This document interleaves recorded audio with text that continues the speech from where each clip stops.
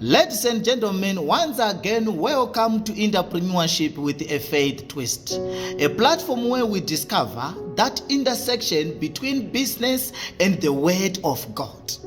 So, like we discussed in the previous video, the tongue is one of those human organs that have got a direct connection to the brain, hence a direct connection to the spirit. What is the purpose of the tongue? And what is the purpose of the words it produces? The purpose of the tongue and the words is to communicate. So let's start communication in a different way today.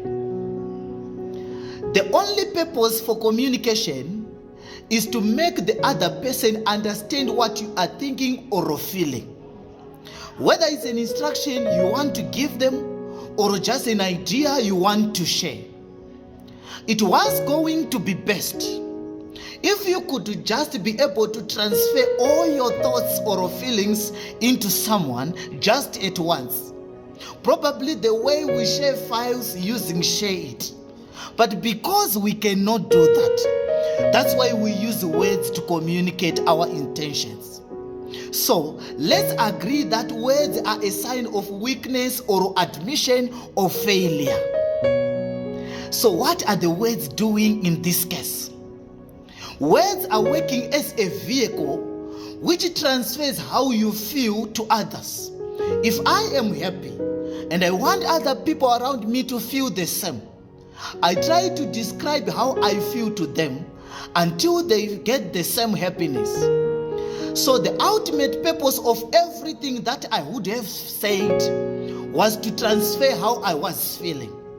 However, it calls for the recipient to be able to interpret the meaning of the words, to know what it is carrying.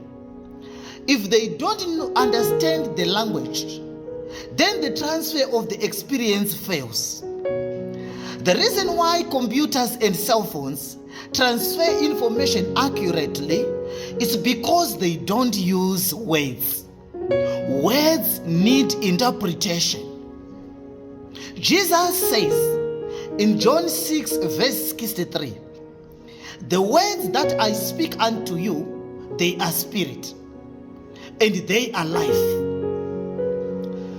Jesus is telling us here that the words are just an infrastructure on which the spirit depends to move from one person to the other.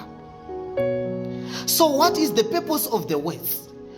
The purpose of the words is to let you know the kind of the spirit that is coming to you or that is going out of you through the tongue.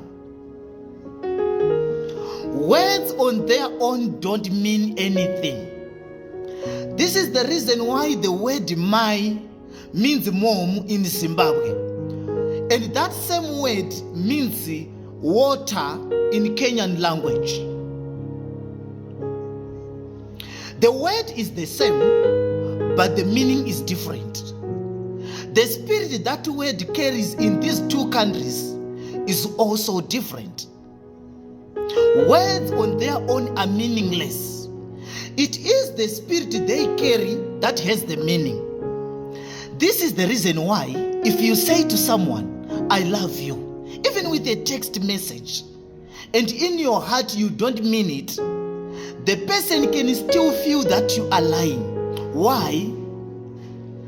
Because they have received a courier vehicle labeled love, but inside the vehicle there is no luggage or a parcel called the spirit of love.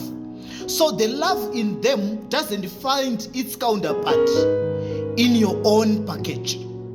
So one would say, how does this have anything to do with business? Everything. Every time you stand to talk about your business, you are about to share the spirit of business to others.